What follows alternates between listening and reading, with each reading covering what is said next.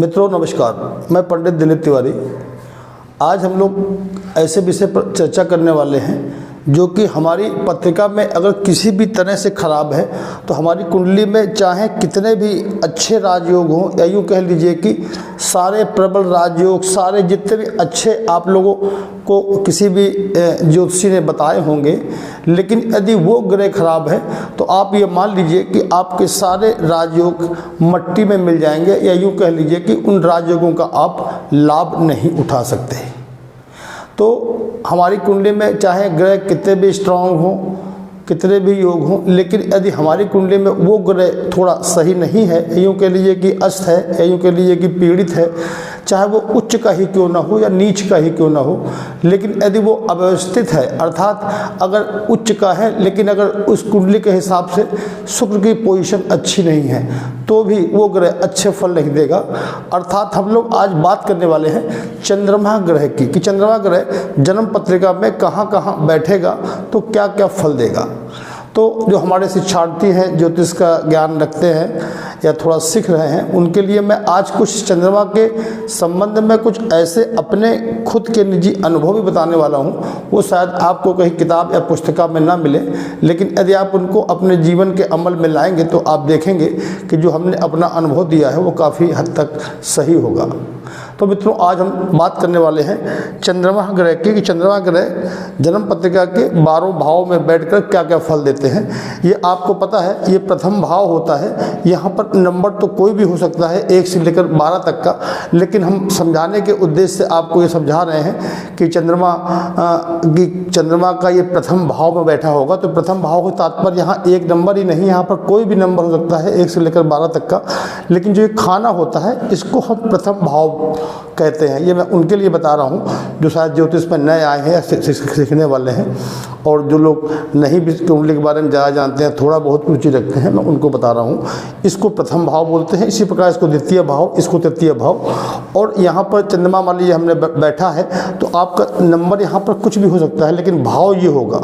तो चूँकि बहुत छोटे से वीडियो में बताना आसान नहीं होता, लेकिन जो लोग कुंडली के बारे में थोड़ा जानकारी रखते हैं उनको समझ में आ जाता है। या फिर अब कभी कभी क्या होता है कि चंद्रमा हम कहीं बैठा है, हो सकता हो कि वो अच्छा दिख रहा हो लेकिन उस पर किसी पाप ग्रहों की दृष्टि हो या भाव वो अच्छा ना हो, इस तरह की बहुत सी चीज़ें होती हैं। तो ये एक संकेत मात्र है कि हम जो आपको बताने जा रहे हैं कि चंद्रमा यहाँ बैठेगा तो किस तरह के फल देगा, वो काफ़ी हद तक आपको सही समझ में आएगा भी।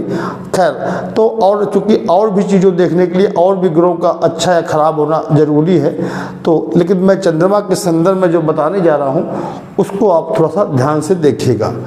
अगर आपके जन्म पत्रिका में चंद्रमा प्रथम भाव में बैठा है तो क्या फल देगा। यदि आपकी पत्रिका में प्रथम भाव में चंद्रमा बैठा है तो आप मान लीजिए कि जो भी इस तरह के जातक होंगे, वो महिला हो अथवा पुरुष हो, उनके चेहरे में एक लवण्य होगा, अर्थात एक चमक होती है जो कि वो चाहे अफ्रीका में भी क्यों ना पैदा हुए हों, वो कहीं भी पैदा हुए हों, अर्थात कहने का मतलब सांवले भी होंगे तो भी एक लवण्य, एक चेहरे में एक ओजस्वता बहुत साफ साफ दिखती है। तो अर्थात यहाँ का जो जातक होता है वो काफ़ी अच्छे होते हैं और पैसे वाले भी होते हैं, यूँ कह लीजिए, क्योंकि प्रथम भाव जो होता है वहाँ पर बैठ के चंद्रमा हमारे व्यक्तित्व को, हमारे निखार को प्रदर्शित करता है। तो सब मिला के लगन का चंद्रमा हमेशा ज़्यादातर हमने देखा ही अच्छा ही होता है। हाँ, बस अगर पाप ग्रहों से ग्रसित है तो चेहरे में उसमें कोई अंतर नहीं होगा, लेकिन फलों में उसकी वृद्धि कम ज़्यादा तो हो सकती है। खैर, अब हम बात करते हैं अगर द्वितीय भाव में चंद्रमा होगा। मित्रों, द्वितीय भाव में चंद्रमा जिसके भी जन्म पत्रिका में होता है तो इसको ये मान लीजिए कि जो उसके पूर्वज होते हैं उनके पास कोई ना कोई व्यापार, अर्थात कोई ना कोई दुकान, एक छोटा मोटा ही व्यापार, सही बड़ा व्यापार अवश्य होता है। और यहाँ पर चंद्रमा बैठकर हमको धन के लिए हमेशा प्रेरित करता रहता है। चंद्रमा की एक प्रवृत्ति होती है कि चंद्रमा जिस घर में बैठता है उस घर के अनुसार, जैसे कि द्वितीय भाव है तो ये आय का है, कुटुंब का है, परिवार का है, तो ये उसके लिए बहुत ज़्यादा तत्पर रहता है। ये कह लीजिए कि उस भाव से संबंधित जो भी चीज़ें होती हैं उनको पाने के लिए या उस पर बहुत ज़्यादा अपने ये कह लीजिए कि उस पर घुल मिल भी जाता है अक्सर। तो जो द्वितीय भाव का चंद्रमा है, चूँकि आय कुटुंब का होता है, तो आप मान लीजिए कि ऐसे जातक पैसे कमाने के बहुत सारे तरीके, जो भी तरीके उनके दिमाग में आ सकते हैं, उन तरीकों को वो जीवन में हमेशा अमल में लाते रहते हैं। अब अगर तीसरे भाव का चंद्रमा, अगर चंद्रमा आपकी पत्रिका में तीसरे भाव में बैठा है, तो चूँकि पराक्रम का होता है और पराक्रम का होता है ये, तो यहाँ पर बैठा चंद्रमा जातक भी अगर किसी की पत्रिका में बैठा है, तो आप ये मान लीजिए कि यहाँ का जातक थोड़ा सा पराक्रमी होता है, और यूँ कह लीजिए कि वो जो भी काम को करने का प्रयास करता है, क्योंकि चंद्रमा चलायमान होता है, पता है आपको, चंद्रमा चूँकि चलायमान होता है और 15 चंद्रमा को मन का कारक भी कहते हैं, इसलिए यहाँ पर बैठ के आदमी बहुत ज़्यादा, या मान लीजिए कि एग्रेसिव होता है, या यूँ कह लीजिए कि उसके जो भी किसी भी काम के लिए एफर्ट्स होते हैं उनको करने का बहुत प्रयास करता है। लेकिन चूँकि चंद्रमा चलायमान है, तो अगर वो एफर्ट्स उसके 2-4-10 दिन काम नहीं करे तो फिर वो जल्दी ठंडा भी हो जाता है, अर्थात उन एफर्ट्स को छोड़ देता है। और ऐसे जातक के हमने देखा है कि जो उनके दांत होते हैं, उनके दांतों के बीच में हल्का हल्का गैप भी होता है। ये हमारा अनुभव है, इसको आप आजमाइएगा। अब मित्रों, चंद्रमा अगर आपका चतुर्थ भाव में बैठा है चंद्रमा, ये चूँकि माँ का घर होता है, जनता का घर होता है, लग्जरी का घर होता है, तो यहाँ का बैठा चंद्रमा ये मान लीजिए कि काफ़ी अच्छा होता है, बलवान होता है। और यहाँ का चंद्रमा जिसका भी बैठा होता है, तो अमूमन हमने देखा है कि पैसे रुपए को लेकर उसके पास सब मामले ठीक रहते हैं। लेकिन यहाँ का जो चंद्रमा जिसके भी जातक की कुंडली में बैठा होता है, तो उसको हमने अक्सर देखा है कि वो थोड़ा सा थिंकिंग जो पावर होती है वो थोड़ा सा ज़्यादा होती है। जो कह लीजिए कि ओवर थिंकिंग, हर चीज़ को बहुत डेप्थ में सोच जाता है, बहुत लंबा सोचने लगता है। और ऐसे जातक को हमने ये भी देखा है कि उनको जो बीमारी होती है वो प्रायः वो बीमारी होती है जो उनकी माँ के पास भी होती है या दादी के पास होती है, अर्थात जो उनकी माँ और दादी पक्ष में जो बीमारियाँ होती हैं, उन जातकों को ये बीमारी मिलने की बहुत ज़्यादा उम्मीद रहती है। और अब अगर चंद्रमा आपका पंचम भाव में, अच्छा शिक्षा, संतान, प्रारब्ध, अगर यहाँ चंद्रमा बैठा है, तो यहाँ का चंद्रमा भी काफ़ी अच्छा देखा गया है। चूँकि ये चंद्रमा सूर्य का परंपरागत घर होता है, तो यहाँ का बैठ के चंद्रमा थोड़ा सा जल जाता है, यूँ कह लीजिए कि जल जाता है। तो चंद्रमा के बारे में हम ये कह सकते हैं कि पढ़ाई तो खैर उसकी अच्छी हो जाती है, हमने अक्सर लोगों को देखा है कि पढ़ाई अक्सर हो जाती है। लेकिन यहाँ का चंद्रमा यूँ कह लीजिए कि पढ़ाई के संबंध में मान लीजिए कि ये पढ़ना है कि वो पढ़ना है कि ये पढ़ना है, मतलब कि वो विषय चुनने में भी बहुत ज़्यादा कंफ्यूज रहता है। और जब अगर खैर चुन लेता है और गुणों की वजह से, तो फिर उसकी शिक्षा भी बहुत अच्छी हो जाती है। अब उसको अगर किसी ने कह दिया ये पढ़ाई करने से ये लाभ मिलेगा, वो पढ़ाई करने से ये लाभ मिलेगा, तो इस तरह के जातकों को देखा है कि वो फिर थोड़ा सा भ्रमित हो जाते हैं और जीवन में हमें क्या करना है क्या नहीं करना है, इस उद्देश्य से थोड़ा सा हमें देखा कि अक्सर वो पीछे रह जाते हैं, यूँ कह लीजिए कि कन्फ्यूज रहते हैं। और मित्रों बात करते हैं, अगर चंद्रमा हमारा छठे नंबर में बैठ जाए, छठे भाव पर बैठ जाए, तो क्या फल देगा। चंद्रमा छठा भाव ये रोग ऋण शत्रु का भाव होता है। तो यहाँ का चंद्रमा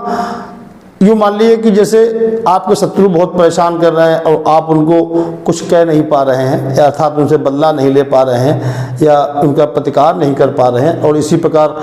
ऋण हो गया है आपके ऊपर बहुत तगड़ा और आप उसको उतार नहीं पा रहे। तो इस तरह की जो मनुष्य की हालत होती है, जातक की हालत होती है,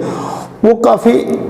परेशान टाइप की, या यूँ कह लीजिए कि बहुत ज़्यादा सेंटिमेंटल भी हो जाते हैं, परेशान रहते हैं कि हम क्या करें। तो हम ये आपको बताने का प्रयास ये कर रहे हैं कि जब यहाँ पर चंद्रमा बैठा होगा तो ऐसा आदमी बहुत भावुक होता है। उसको किसी की माँ ने, पिता ने कुछ कह दिया, कुछ डांट किया, तो चटपट आंसू निकालने लगता है। और इवन हमने ये बड़े बड़े लोगों की कुंडलियों में देखा है, बड़े लोगों से तात्पर्य पैसे वाले तो ठीक हैं, वो उम्र में भी बड़े हैं, अनुभवी हैं और बड़ी अच्छी पोस्टों पर भी हैं, इसके बाद भी अगर उनका चंद्रमा यहाँ बैठा तो बहुत सेंटिमेंटल होते हैं, वो जरा जरा सी बात पर रो तक देते हैं। हमने ऐसा अक्सर कुंडलियों में देखा है। अब मित्रों, अगर चंद्रमा आपका सप्तम भाव में बैठा है, तो ये चूँकि पत्नी, व्यापार, पार्टनर और जो हमारे प्राइवेट पार्ट्स के अंग होते हैं उनका भी घर होता है। तो यहाँ का बैठ के जो चंद्रमा होता है वो अक्सर देखा है कि वो सफ़ेद काम करने वाले होते हैं, उनकी पत्नी भी सुंदर होती है, और यूँ कह लीजिए कि यहाँ का चंद्रमा जब बैठता है तो ऐसा आदमी व्यापारिक दृष्टिकोण का होता है, उसको व्यापार करने के सारे तरीके पता होते हैं और वो काफ़ी सफल भी होते हैं। ऐसे लोगों को देखा है और ऐसे लोगों का अक्सर हमने भाग्य शादी के बाद बदलते देखा है। यदि उनकी कुंडली में कोई मांगलिक दोष ना हो या कोई तलाक के योग ना हो, तो अगर उनकी समानता, उनकी कुंडली अच्छी है तो ऐसे जातकों को हमने देखा है कि शादी के बाद बहुत तरक्की करते हैं। अब मित्रों, हम बात करते हैं अष्टम भाव के चंद्रमा की। अब अष्टम भाव का चंद्रमा अगर बैठ जाता है तो हम लोग इसको बोलते हैं पीड़ित। और कहीं यहाँ का चंद्रमा अगर अपनी शत्रु राशि जैसे कि शनि, बुध या शुक्र की राशि में बैठा है तो हमने अमूमन देखा है कि ऐसे जातकों को शुगर का भी रोग हो जाता है, शुगर अर्थात मधुमेह का। मित्रों, कभी कभी क्या होता है, जैसे हमने आपसे कहा कि 8वें भाव में अगर चंद्रमा बैठा है शुगर हो जाएगा अगर शत्रु की राशि में बैठा होगा। कभी कभी लोगों ने बोला कि नहीं पंडित जी ऐसा नहीं हुआ है, तो फिर हम आपको एक सलाह देते हैं। जो मैं आपको ये फार्मूले बता रहे हैं, इन फार्मूलों को आप चलित कुंडली में भी देखिएगा। अगर चलित कुंडली में जो भी ग्रह जहां आया है आप उसको ज़्यादा सच मानिएगा अपेक्षाकृत लगन कुंडली की। मित्रों, हो सकता है कि आपको